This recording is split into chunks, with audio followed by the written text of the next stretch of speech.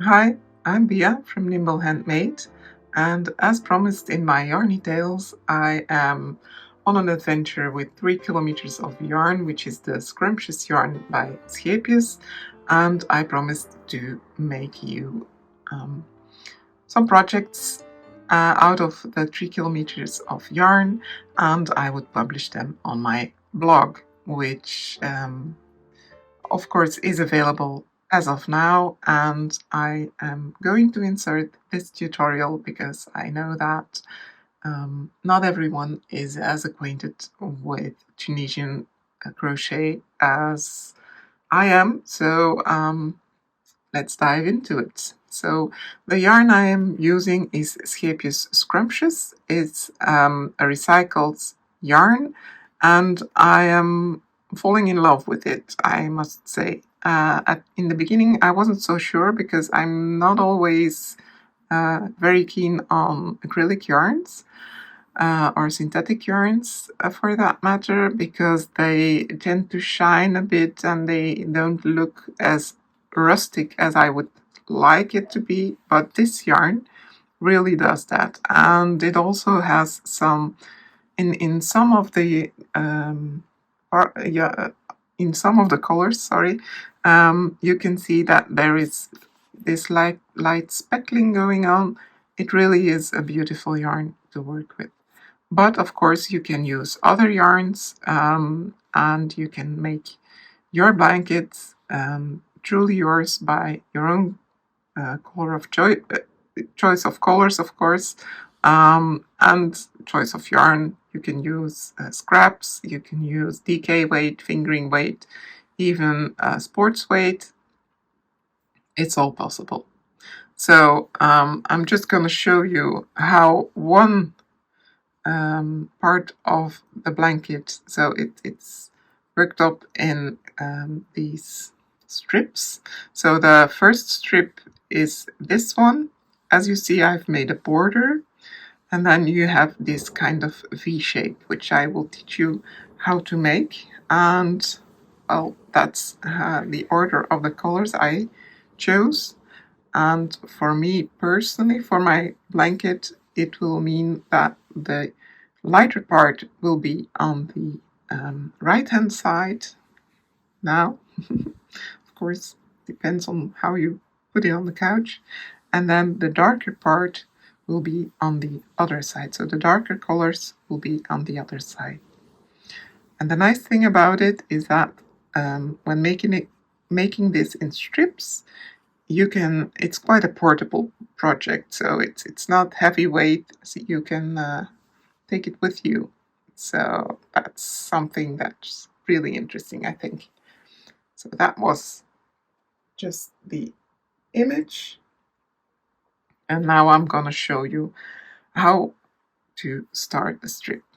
Now, all the details are in the pattern, which is available on the blog. For this, I am using a Tunisian crochet. This one is an Afghanic, I think, crochet, because it has two ends. We don't need it for this particular Tunisian crochet, but of course you can use another type of hook, which is this one. This is larger size, and you can put it on a cord with a stopper, and then this one you can use as well, of course. It is a bit hard on just a regular needle. If you use many stitches, they will fall off. So that's why we are using a Tunisian crochet needle, which is, of course, what Tunisian crochet is. It's in the middle between knitting and crochet. So what we're gonna do is make a loop. I always do it this way, and then I go in with my fingers, I pick up the yarn, and then I make a loop. But you can make the loop whichever way you want. The thing is that it needs to be, you need to be able to pull it tight around the needle. And then we are going to make 10 stitches, 3, 4, 5, 6, 7, 8, 9, 10. So we have a chain of 10 stitches, and instead of using it this way, we're going to turn it around, and then you see that we have all these bubbles on the other side, and it's in these bubbles that we are going to pick up our stitches. So let's just pick up the first one.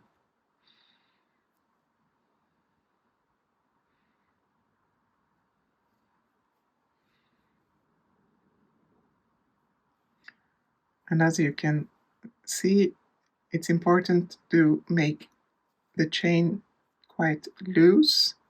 We also use a Tunisian crochet hook that is a 5mm when the yarn calls for like 3.5mm.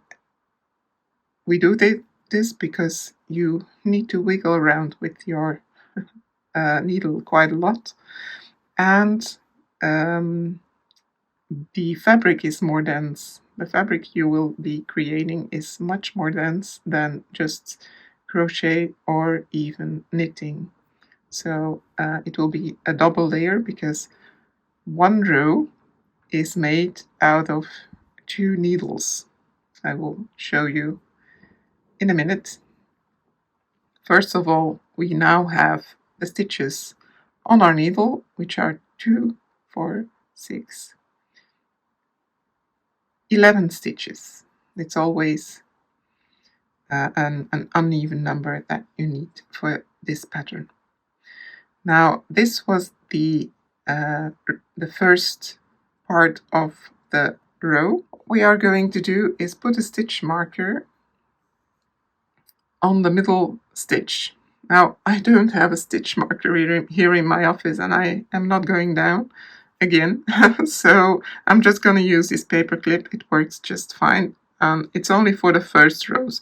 Then you will see where the middle stitch is afterward. So on the middle stitch, I have put my stitch marker, and then we are going to do the row going back. So first of all, you make one chain, which is the chain you would use when you crochet with single crochets, and then you take off 2 stitches at a time until 1 stitch before the middle, which is now. Then we will make a decrease, which means that these 3 stitches will become 1 stitch.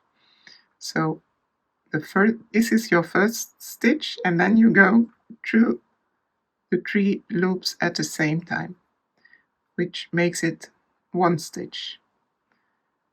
And then just go further, taking off 2 by 2 until the end of the needle. Now, as you can see on the example, I'm just gonna take one here.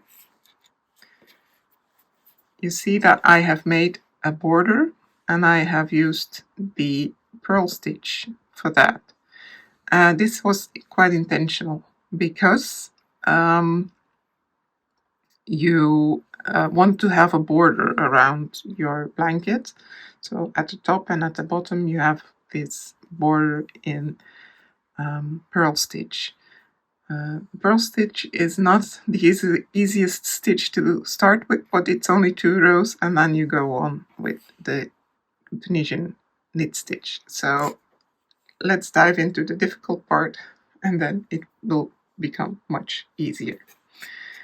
So what we have done in the row going back is take off 2 stitches.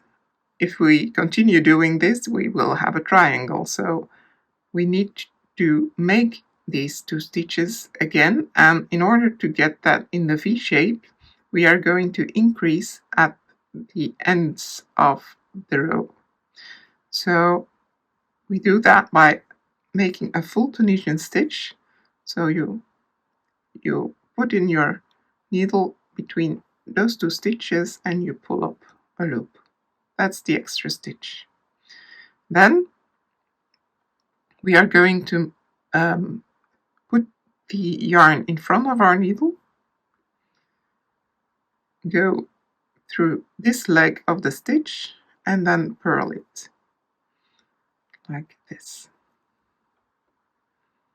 Just put the yarn in front of your needle like you would do when knitting. You put it in one leg of the stitch, turn your yarn around and pull it through. This is what I meant, that you need some wiggle room with your needle in this kind of fabric creation. Now we're here at the decreases, and the stitch in the middle is the one we are going to use. So the 2 decreases are left behind, and we are just going to pick up the stitch in the middle, and we'll make this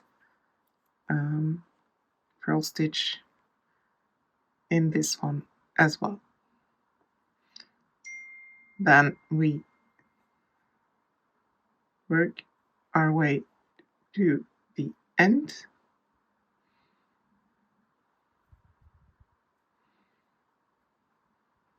I am not yet used to crocheting while looking through a camera and not at my work. So sorry if it's not as smooth as I would like it to be. Now we're at the end of the row. There are no more legs of stitches that we can pick up, so we need to make our increase. And for this, you open up the stitches a bit and you see that there is a hole here. This one will be used for making the increase. That's the full Tunisian stitch. And then at the end, we will create the border. And the border is always a Tunisian knit stitch. So what you do is you go into this chain that you made at this end, and then you pull up a loop through it. And as you will see, this is a knit stitch, and well, you can't really see it at the side yet, but it will become a knit stitch as well. And then we are going back, and of course we make a chain first, and then we take off the stitches,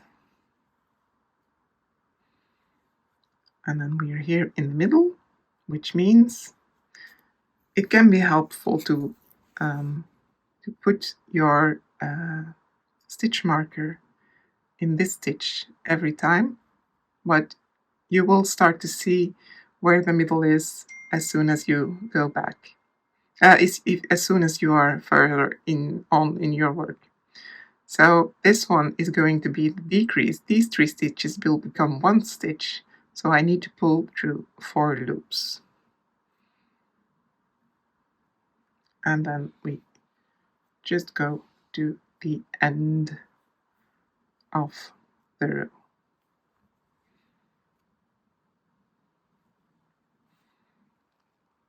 And this was the last one. Now, when we go further, so I have shown you now a row for the border, and now we are going to use the knit stitch. So I'm just trying to show you a little bit more. It looks like a knitted fabric. Of course, it's much more dense than a knitted fabric, because you have these 2 rows going on back and forth all the time. So you use up much more yarn. I have used about 10 grams of each color, so that I still have some left to design with. But the fabric is really thick and nice and ideal for a blanket, I think. So now we are going on to the knit stitch. We're taking up our work again. Whoops, fell out, but that's okay. So, as we did with the former row, we need to make a full Tunisian stitch to make up for the decrease in the last row. And then instead of working in this leg of the stitch, we will work into the whole stitch. So we will put our needle through and we will pick it up. So you see the loop of the stitch, you put your needle through and you pick your stitch up. Here you see the loop, go into it and you pick it up. Now here's the decreases. We only use the middle stitch, so you put your needle through, might be a bit fiddly, and you will notice that there will be a line coming up as you go further into your work. Then we just go on with the knit stitch till the last stitch, and now there's nothing left, so we pull it open a bit. In this hole we are going to make the increase. Oh, come on. And in this stitch, which is the chain, we are going to make a knit stitch as well. And just make sure that you have the 2 loops at the side, and it will create a wonderful border around your work. So we have pulled up all the stitches, and it's important to count every now and then if you have enough stitches on your needle. So this is the middle stitch where my stitch marker used to be, and a real stitch marker is of course better than just a paper clip. And then I had 11 stitches on my needle. This means that I have 5 at one side and 5 at the other side. Especially on this side, it's important to count because it's easy to forget one. If you forget an increase or a decrease, you unfortunately cannot go back. You have to frog it. So it's important to regularly count your stitches. And then we are going to go back the way we always do. So we have the chain stitch, and then we just take it off 2 by 2.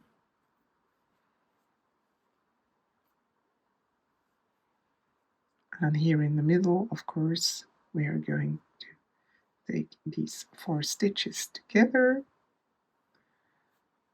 and then pursue to the end of the row.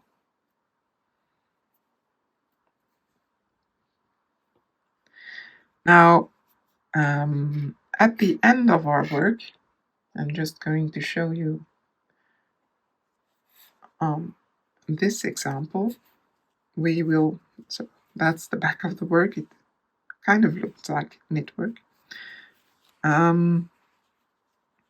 But as you can see, these 2 last rows are also made in the purl stitch, and then we have to bind off. Now you could say it's bound off as it is here, because there is no loops there, but the bind off is not really nice. So what I suggest to do is you go into the first stitch because that's your increase, and instead of pulling up the next loop, you just bind it off with a half single crochet. So you go into the loop and then you bind it off, and that gives you a nice edge. So you just do it the way you would on the other when working the stitches during your work, but now you only you just cast them off, and then we have the last stitch, and that is your bind off.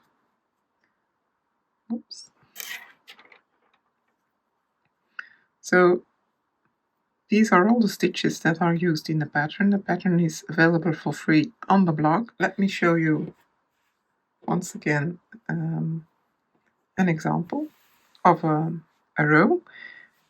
This one was the first one I made, and I didn't leave a tail out for the start of every new color, but it's interesting to do that because we are going to use them as soon as we are going to put that together, and it will mean that you won't have any extra ends to weave in. So there is really an easy way to do this. So you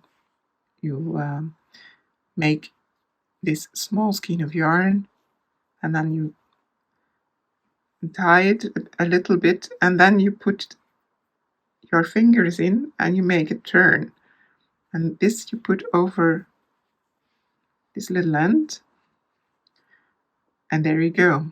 It hangs like this on your work, and it's not cumbersome or anything. So it really is just an end of about 1.5 meters to 2 meters. I think it will be plenty. I haven't made any joints yet, so we'll see how much you really need. I will put it in the pattern as soon as I know, but it really is some trick to make it easier to assemble the entire blanket. So, and here you see this mermaid tail, which is the end. I hope this tutorial helped you to get a start on your own blanket in Tunisian crochet. If you have any questions, you can mail them to me through bia@nimble.handmade.be, or of course you can leave a comment or contact me through the socials, and I will get to you your question as soon as possible.